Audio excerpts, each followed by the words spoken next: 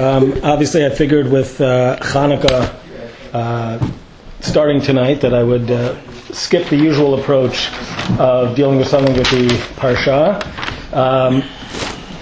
We all know the basic Chanukah story. We talked last week about the emphasis on the two different miracles and why there was a switch. So tonight I want to deal with something a little bit different. We all know the basic story, right? That after the war, they get in. It's told in the Gemara. They get in and they see that all the oil is impure, and they find one jug of oil which is with the seal of the Kohen Gadol, and there's only enough to last for one day. But a miracle happens and it lasts for 8 days. And the Beit Yosef, you guys call him Maran, right? Yeah. Right, Rav Yosef Karo. So he says, right? So he asks a very, very famous question.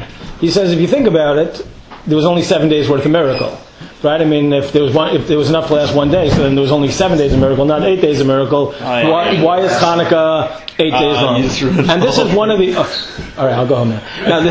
This is one of the most famous questions, and there's actually a sefer called Ner Lameya, right? It's based on there's a phrase in the Gemara, Ner Le'echad Ner Lameya, right? That if you have a candle, you can give off to 1, or you can give off to 100. It's all the same. It doesn't take away the light. And there's a sefer called Ner Lameya, which has literally over 100 different answers to this question. And you get into all these different things. That the first night was for the military victory, or they divided into eighths, and all these different answers like that. In general, some of them are a little better than others. Some of them more of a stretch. But I think there's a more simple answer, and it's what we're going to focus on tonight. About 100 years ago, there was a sefer written called the Aruch HaShulchan. This is not the Shulchan Aruch, although it follows the similar 4 volumes based on the division of the Torah. And it was written by Rav Yechiel Michal Halevi Epstein, who, as you can tell from the name, was quite the Ashkenazi. And he, in Hilchot Chanukah, he discusses this question, because everybody basically discusses this question. And he gives a bunch of these different answers, and then he says, V'ha'emet keinu. But here's the truth. Right? In other words, he kind of gives all the other, like the frummer answers, and then he goes into it and he says, here's really the real reason. And he says later on, he says, it says in the book of Maccabees, which have been, I assume he read it in Hebrew,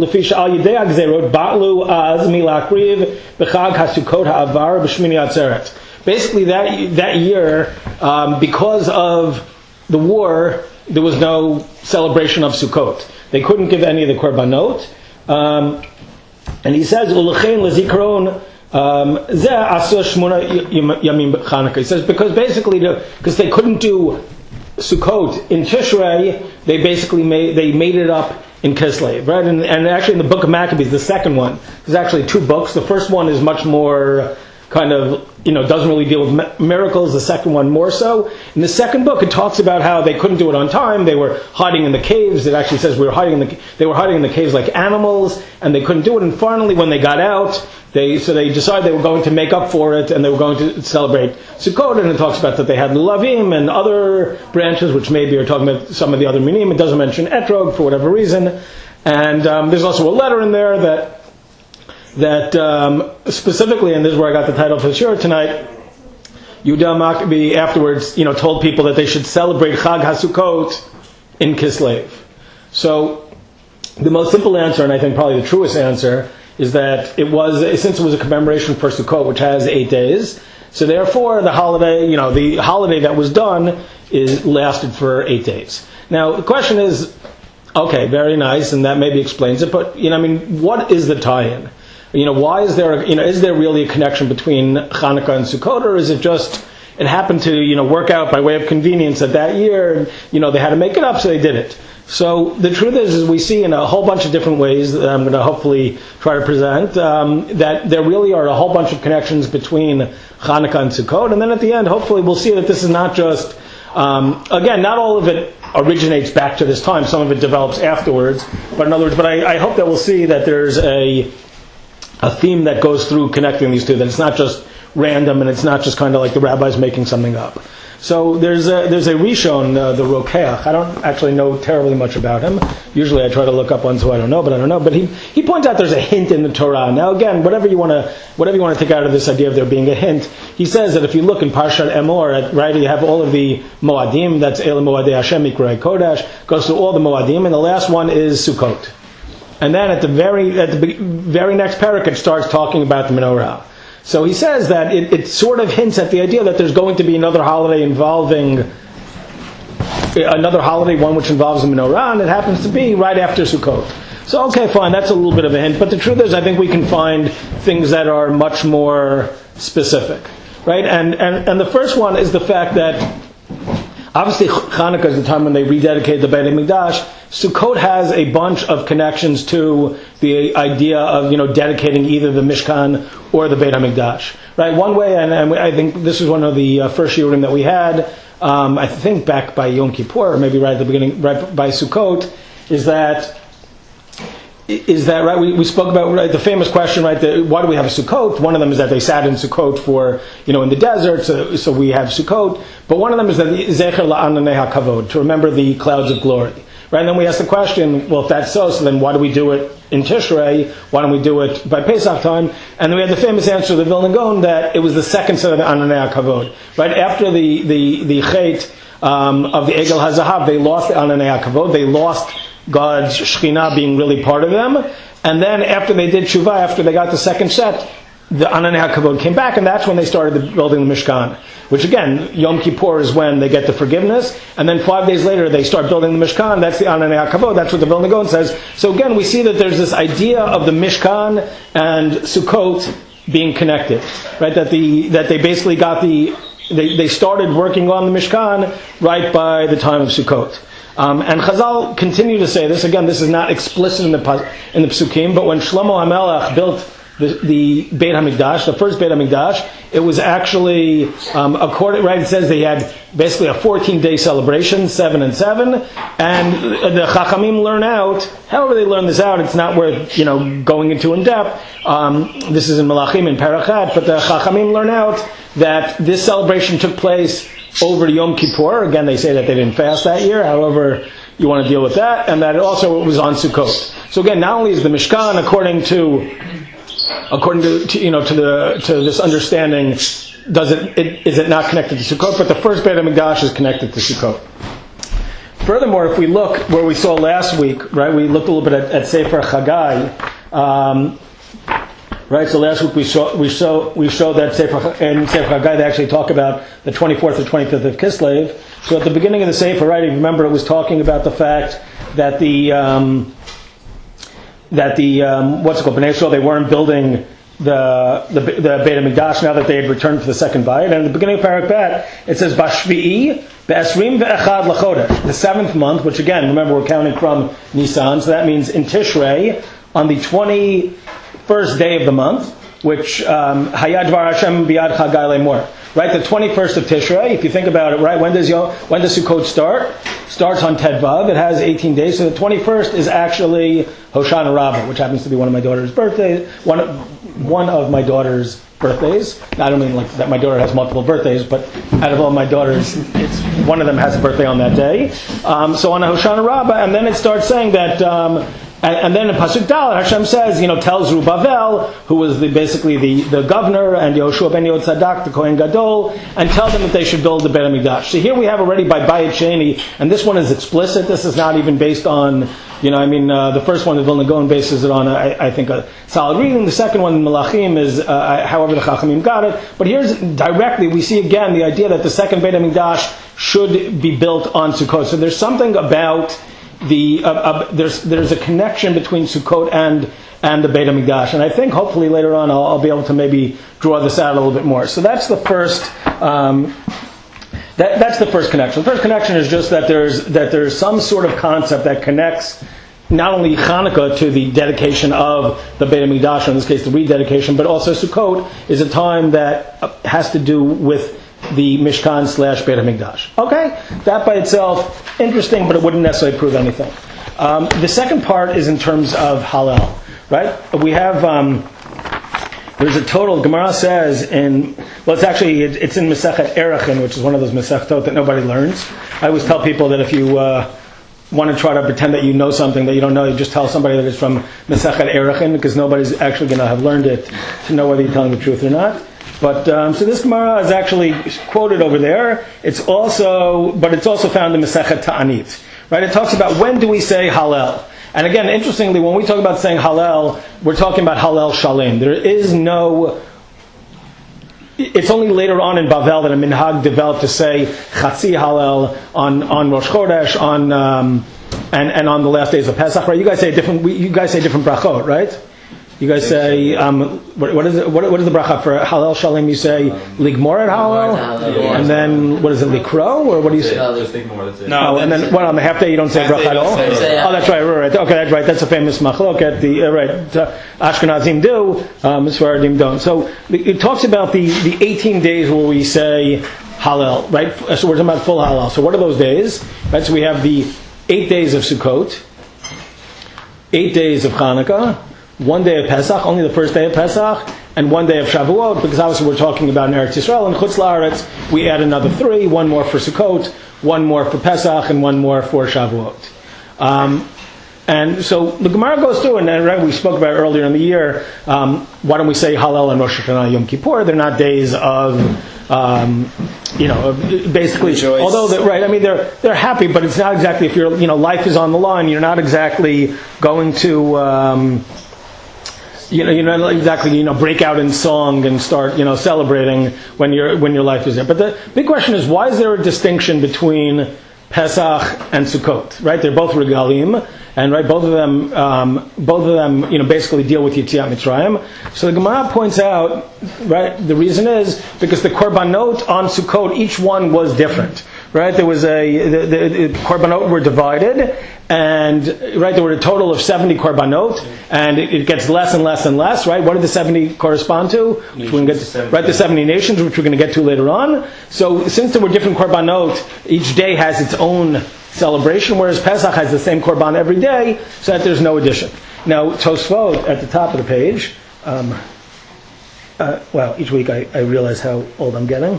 Tosfot points out, right, V'yom tov harishon shel Pesach hu gomer Hallel, aval shmona yemei Pesach lo, but not on the other days. Why? Mishum delo dami lechanukah v'Sukkot. You see, Tosfot here is making a comparison between Chanukah and Sukkot. He says, De Chanukah dinahu ligmor Hallel. Why do we finish it on Chanukah? De kol hachet yamim haya hanes mitgadel v'ya kol echad v'echad yom tov. He says, right, so he makes a connection that just like by Sukkot, very nice right there. So he says that just like by Sukkot, we have each day there's an extra joyous thing because the korbanot are separate. So too on Chanukah, since each day there was a new miracle, each day we light a new candle, there's actually a reason to say full Hallel each day. So here we have a second idea where the full saying of Hallel is again, both of them are said for 8 days, and it's said on Chanukah and Sukkot for similar reasons, that on Sukkot each day is unique. It's not just the same day over and over again like essentially by Pesach.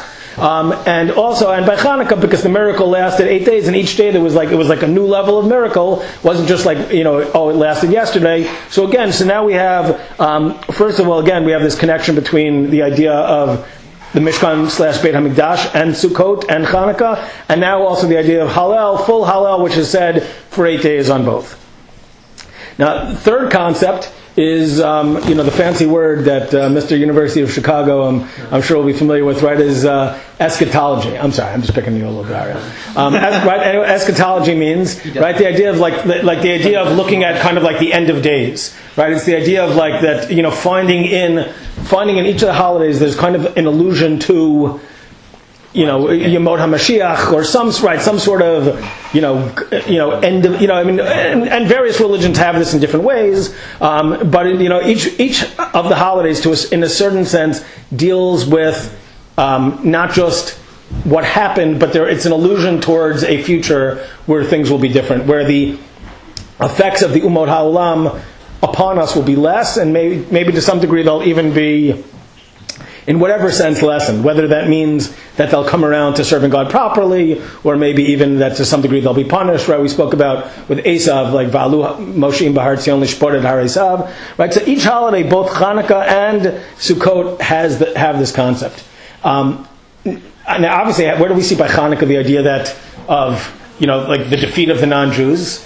It's tied right into the holiday, right? I mean, the whole holiday is essentially, it's the Maccabim against the Mityavnim, but also against the Yevanim, right? And the Yevanim, we, as we spoke about a couple of weeks ago, represent Esav, and there's this idea that again, that and they maybe even saw themselves as fulfilling some of the Nivuot from, say for Zechariah and other books which talked about kind of like the end of days, how things were going to be. So in a certain sense, like Hanukkah obviously has this idea of tying into the end of days. And the truth is, we see, I think, that the Chachamim understood it this way also, right? Because as we mentioned last week, Hanukkah is found in Megillat Ta'anit, right? Megillat Ta'anit was this book of holidays that were from the second Beit HaMikdash.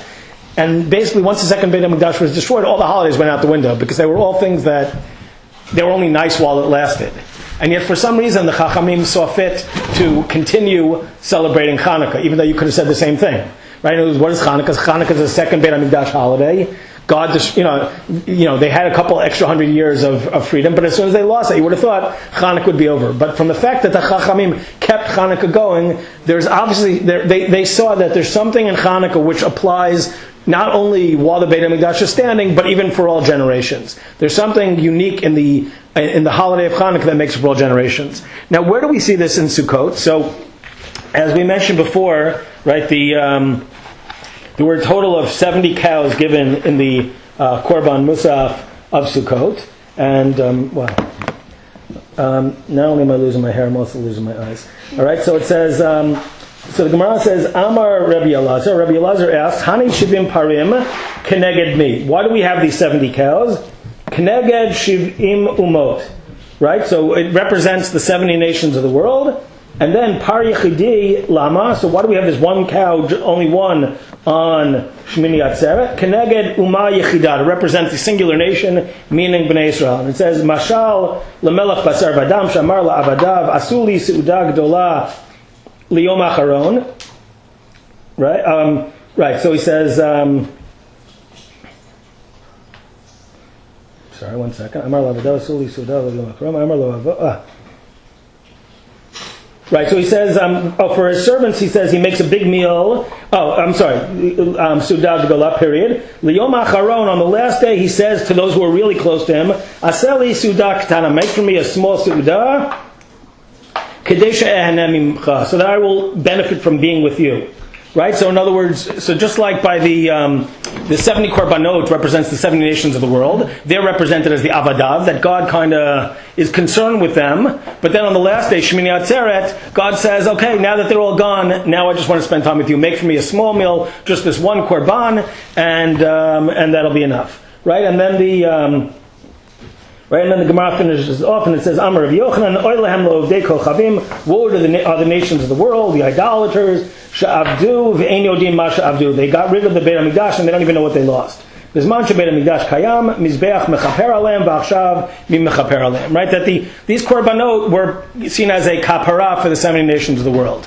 And now that they don't have that, they lost this kapara. So we see this idea, right, of Sukkot having this idea of, right, and the korbanot are actually going down, right? You have, you start off with 13 the first day, 12, 11, 10, 9, 8, 7. And again, that represents that on some level, the influence of the non-Jews upon Bnei Israel is actually going down. Right? And if you look in Masechet Shabbat, it's actually very, very famous machlok. We don't even have to look there, right? We know the famous machloket, right? Which Beit Shammai and Beit Hillel, right? Do you light one candle the first night, then two, then three, then four, all the way through 8? Or do you light 8 and then 7, 6, 5, 4, 3, 2, 1? And what is Beit Shammai's reason? Where does Beit Shammai get this idea of going 8, 7, 6, 5, 4, 3, 2, 1? From the Korbanot, from the Parei Achag. So again, here we see a very direct connection that from the very concept of Sukkot, which shows the lessening of the influence of the world, of the nations of the world, Chanukah too, which represents that concept that again, the Greek influence over the Jewish people, we have it directly pointed out. And I saw in a shiur, as I was working on this before, that even the concept of Beit Hillel, Malin B'Kodesh Ve'ein Moridin, is based on, it's not really clear where it comes from. I mean, we have this concept all over the place that you're supposed to go up in holiness and not go down. The Gemara never really explains where it is, but there's actually a midrash that points out that it's based on Shmini Atzeret. So both the view of Beit Shammai and Beit Hillel are based on Sukkot, and maybe the question is whether it's, Beit Hillel is essentially saying that the influence of the Jewish people is going to increase, whereas Beit Shammai is saying the influence of the non-Jews is going to decrease. But either way, they're basically talking about the same thing. So we see this concept that that both holidays represent kind of this idea of an end of days where things are going to be better for the Jewish people. That Sukkot represents this idea of the Umot HaOlam, them having less control, and as well as the whole machlok of Beit Shammai and Beit Hillel. And there's actually a midrash found in Midrash Tanchuma, and it's a little bit of it's a strange midrash. I don't know that I could really even fully explain exactly why it's going on, but it talks about, kind of interesting. 1 second. Thankfully this has big letters, so it should be okay. Shoftim Tet. Here we go, 1 second.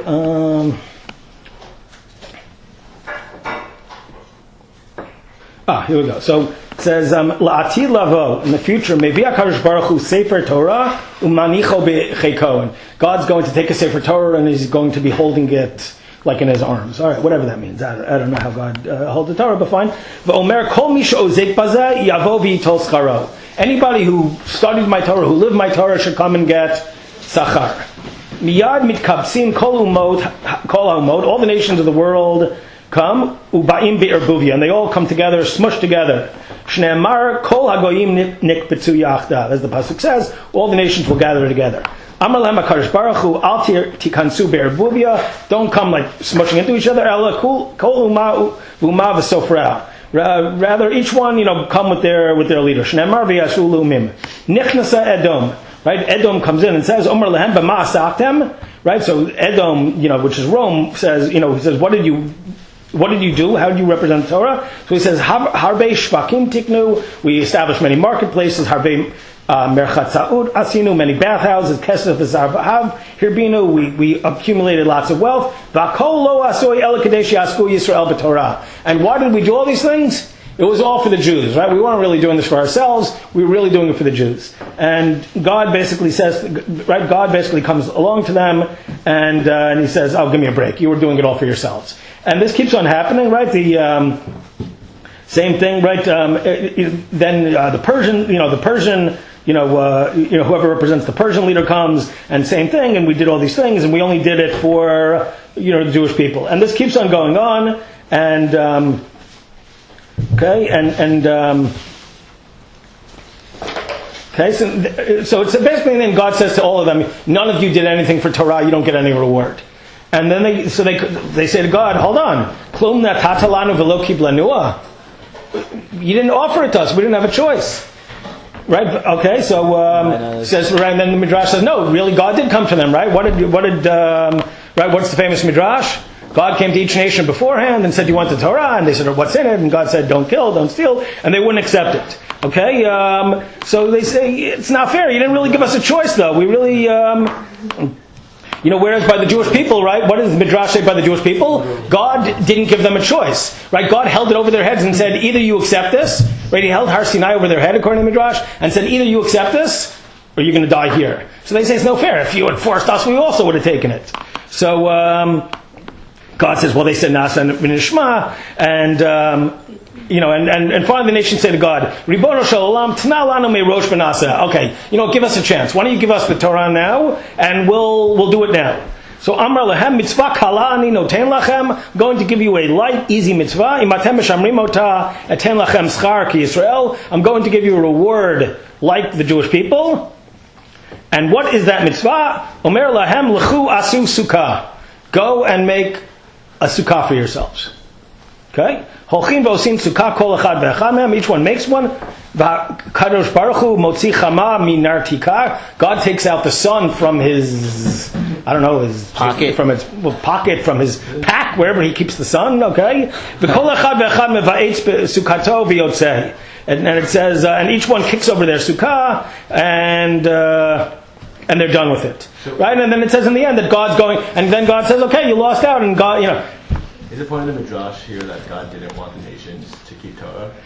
So that's what I'm saying. It's a very, very strange midrash. It's very, very strange. Like, in other words, it's right. No. But there's the way I heard the midrash is that since you're allowed to leave the sukkah if it's uncomfortably hot, then you're supposed to. Then you're not supposed to sit and be uncomfortable. But just the attitude they had towards it, to kick their sukkah and disrespect the mitzvah, that was the difference. That's how I learned. Right. So that's one approach I've heard. Right there. In other words, it's it's one thing to leave it. It's another thing. It says niv'achba, they kicked it. Again, it's a very strange midrash. It's very but the thing that's interesting is that again, there's something about, out of all the mitzvot they could have chosen to illustrate this, what mitzvah God would give them.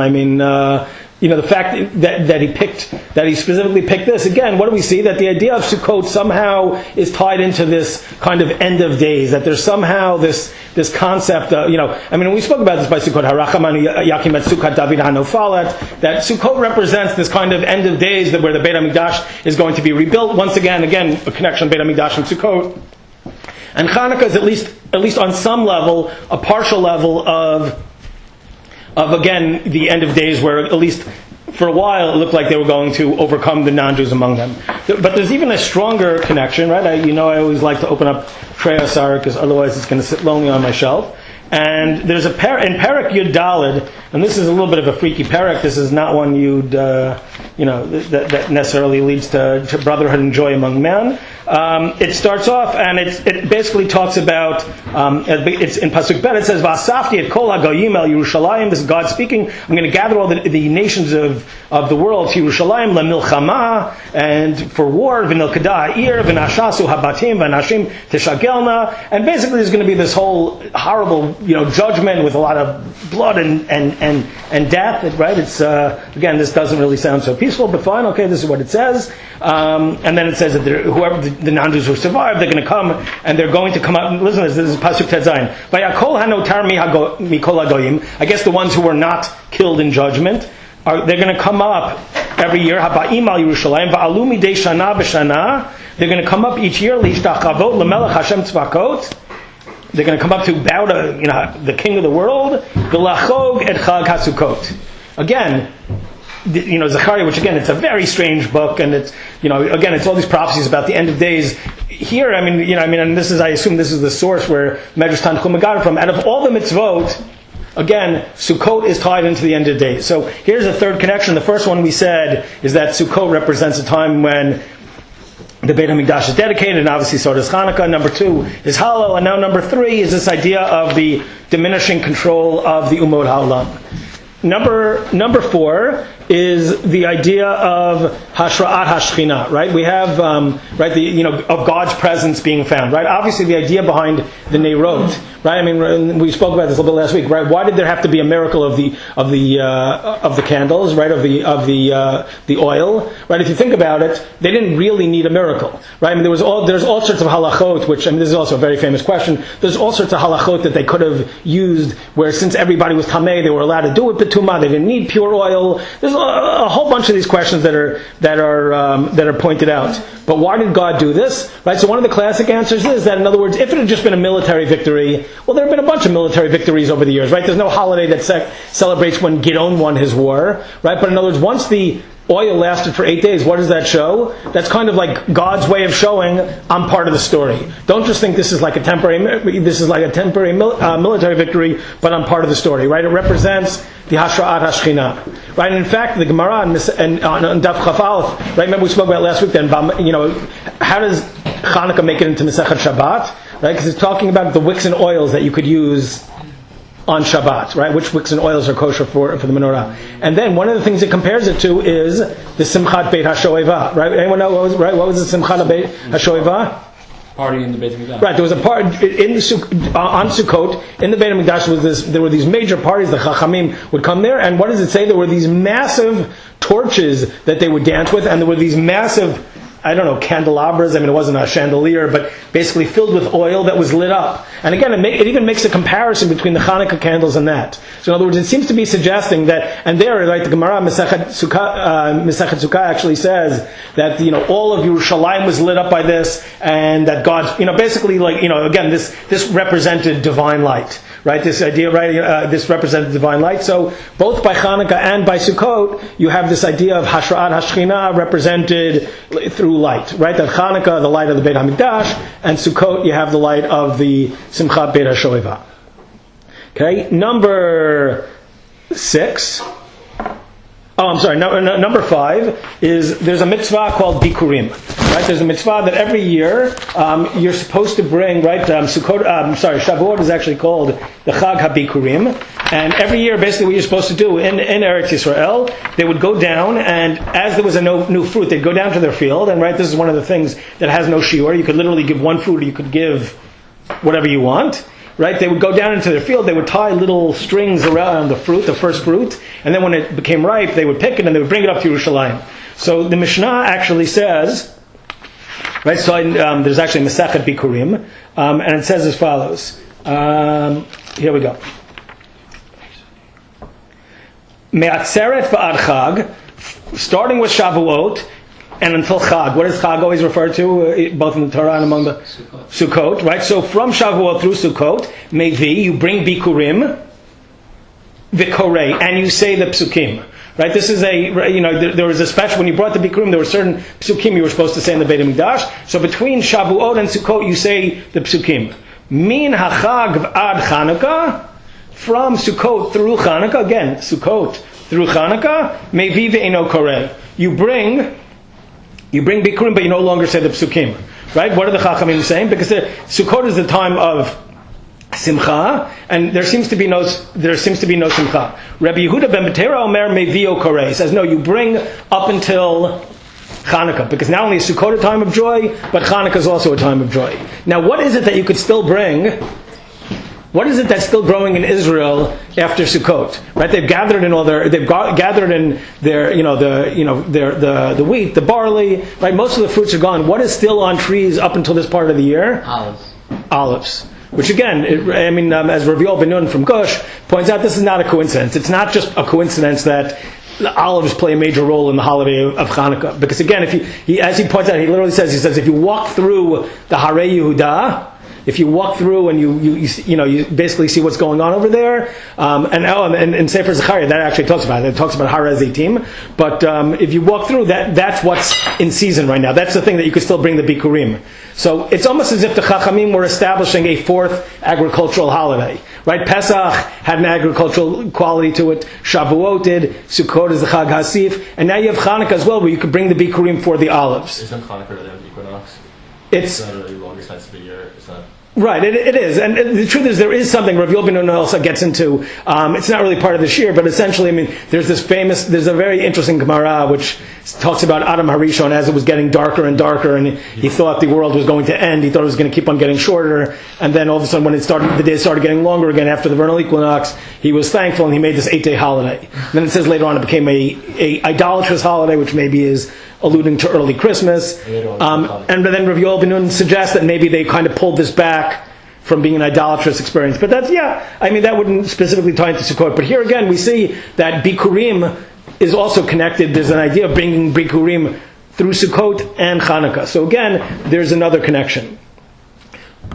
Connection number 6, there's a connection to Hidur. What does Hidur mean? Like Hidur mitzvah? Nice. To make things beautiful, right? There's in general, right? There's a concept of Hidur mitzvah. You're supposed to make all mitzvot beautiful, but there's 2 mitzvot where it's specifically tied into.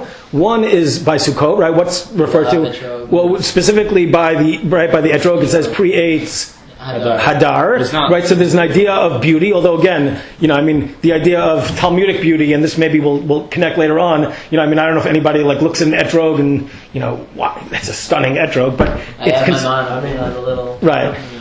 it's called a Priyetz Hadar. So there's an idea of Hidur taught into Sukkot. And then of course by Chanukah, right, we know even though technically speaking, what do you need to light each night? Just one candle for the whole house. Ner Ishu Beito, one candle for Ishu Beito, that's all you need. But still we have the Mahadran and the Mahadran Mina Mahadran, right? And of course, because Ashkenazim and Sfardim can never agree, we actually do that differently. And of course, this is actually the one interesting time where it seems like the Ashkenazim go according to the Rambam and the Sfardim go according to Tosfot. All right, whatever, however it works out. But each of these holidays has this connection to Hidur, to beauty.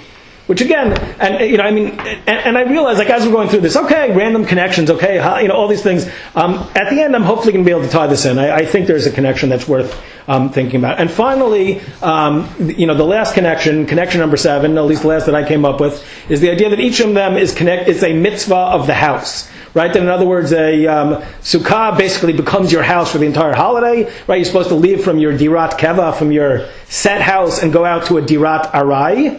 You're supposed to go out to a temporary house. And Chanukah as well is a mitzvah that is, for the most part, fulfilled in the house. Ner Ishu Beito, either on the entranceway of the house or in times when you can't, inside the house. But it's again, each of these are intimately tied in to the household. Right. So a total of 7 reasons, right? We said number 1 is... I'm sorry, what did you say? I apologize. I was going to say, what about Korban Pesach? Right, so Korban Pesach does have the idea that people are supposed to eat it together, but not necessarily in your own house. So you could join up with other groups. It doesn't necessarily have to be, it has to be in the same location, but, you could have many families come together. It seems to be encouraged also. Right. I mean, it almost had to happen unless you had just because, right, because each person had to have a kazayit and you weren't supposed to have any leftover. Like a household like they had back in where you had your your slaves of the house, your servants of the house. Right. Okay, right. In theory, it could have been, but like the bite that speaks of it in the Torah is clearly more of a right. But even so, but there's still at least there's not an obligation. At least for some reason, if you don't have a household to finish it off, it's not intimately connected in. Right. So again, we said there were a total of 7 connections. 1 is the connection that each of them are connected to the Mishkan / Beit HaMikdash. Number 2 is Hallel. 3 is the lessening of the effect of the Mod Ha'olam.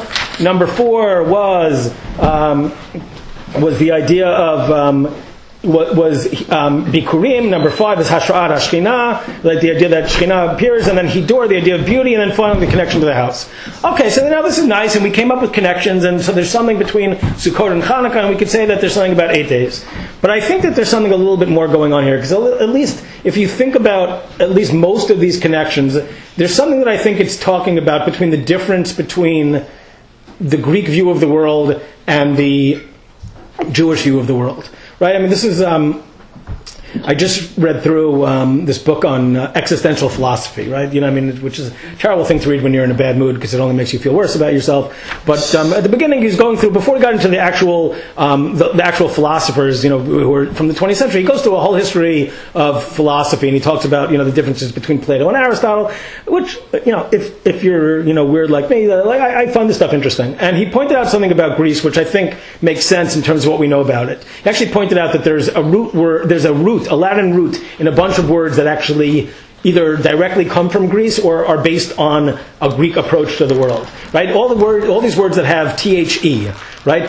Theology, right? Theater, theory, aesthetics. All the T in all these words is all connected to the the, and it's all watching something from without. Right? In other words, a theory is, right, in other words, a theory, like when you're doing something like, let's say, a scientific experiment, right, it's the idea that you're kind of observing you're the removed observer. You're not emotionally involved in it. You're not actually part of the experiment, but you're outside of it and you're watching it. Right? Obviously, theater fits into that as well, right? I mean, theater is something where you're watching others perform. You're an observer watching. Right, and ultimately, aesthetics as well, in terms of beauty, in terms of appreciating something from the outside, and then ultimately, even the concept of theology, right, the idea of like understanding how God works. This too, right, what the Greeks really did, and where I think they really separate from Judaism, is that they kind of broke the world up into 2. The world of the spirit, and that's the thing, it's not that they did have religion, but it was, again, there was a world of the spirit, and then there was the world of they wouldn't have called it science, but the kind of the Physical. physical, observable, provable things. They made this really strong fissure, and ultimately that really leads to modern man, really like to the total separation of the religious spiritual experience and the scientific experience, right? In other words, theology is not a person within religion thinking about religion, but again, it's someone from the outside observing God almost as a scientist. And right, if you look at philosophy in the 18th, 19th, 20th century, that's what it became. It became kind of like this outsider looking at religion rather than someone who was on the inside. And this is a very Greek idea, that there's this idea, again, there's this physical beauty that's represented. There's the physical world which you can study, which you can appreciate, right? That's why we said before the idea of hidur, the idea of Greek beauty, right? We know that the artwork and the buildings that they made and the statues, tremendous beauty. Obviously, the statues, and during the Olympics, there was a celebration of the body. There was nudity, and there was, again, it was just an incredible emphasis on the physical. That again, there was the physical and the spiritual, and that they really were two different realms. And that's the idea. And for them, essentially, right? They're also the ones who gave us the concept of Greek tragedy, right? Why is the world tragic? Because it's all you've got, right? In other words, when at the end of at the end of life, what happens to you? You die and life is over, and you fertilize flowers, and that's it, right? Greek thought basically, again, whatever you could observe in the world existed. Anything afterwards did not, right? Ultimately they essentially did away with any sort of concept of a separate soul. That was, and again, Judaism was really battling this in a very, very strong way. And I think both Chanukah and Sukkot really ties into this, right? What's the whole idea, right? But we said that Sukkot and Chanukah both are connected to the house. What's the idea behind a sukkah, behind a dirat arai? Right? Why do you leave your house and you go out and because again, the message is supposed to be that your permanent house is not all it is. In other words, to recognize that really in this world is really just a dirat arai. This is just a temporary living where there's really eternal life afterwards. In other words, Judaism very much, goes into an idea that there's a lot of things that you can't observe. There's a lot of things that, you can't prove or that you can't, physically observe, but somehow from the inner experience, right? And this is something that a lot of modern Jewish philosophers who try to, deal with these things, talk about this idea. And this guy Michael Fishman, who I mentioned before, was a professor at the University of Chicago, that a lot of religion is really, in a certain sense, you can only appreciate religion. You can only come to religion from the inside. In other words, if you're looking at it as a scientist, as something to study from the outside, you're never going to fully appreciate it. The Jewish idea is that really that these two worlds, the physical and the spiritual, are really connected. That there's not really this fissure that the Greeks had, and that so therefore there's this idea of sitting in a sukkah. There's this idea again. Both these holidays have to do with beauty, but again, beauty is not over here in some sort of emphasis of, great physical beauty. In fact, you're leaving your permanent house. It's the beauty of a mitzvah. It's hidur mitzvah, and it's beauty involving light, right? Light is essentially, right? We said ner le'echad, ner le'mea. Light is intangible. There's nothing, you can give away as much candlelight as you want. It doesn't go away. So I think that really this connection between, and again, if this is true, that's the whole idea of the lessening of the effects of the umot ha'olam. The nations of the world, to the degree that they were not influenced by Judaism, but certainly at least the pagan nations of the world, and certainly pagan Greece, had this whole idea of the physical world, which represented beauty, and then this kind of the spiritual world, which was something that really couldn't be proven, couldn't be observed, and ultimately leads to the Enlightenment, where these things are kind of pushed out the window. And Judaism in both of these holidays kind of pushes back against this. This idea that, whether you say according to Beis Shammai, the influence of the nations of the world is going to go down, or that the influence of the Jewish people are going to increase. And either way, this message of that somehow that really, that, Hashem is one, and right, and Rav Kook talks about that the menorah, that there's 7 branches of the menorah, but it all has to be made out of one piece of gold, that it's all ultimately one, that, ultimately that's the idea that, of God being one, of the Torah being one, of Am Yisrael being one, and that hopefully, through this idea, we recognize that any sort of, split, any sort of, attempt to say that there's 2 different parts of the world, the things we can prove and the things which we can, and the things we can't don't have value. Judaism says that by being within it and looking, from within, we're able to see the beauty not only in things that we can observe, but in things that we experience as well.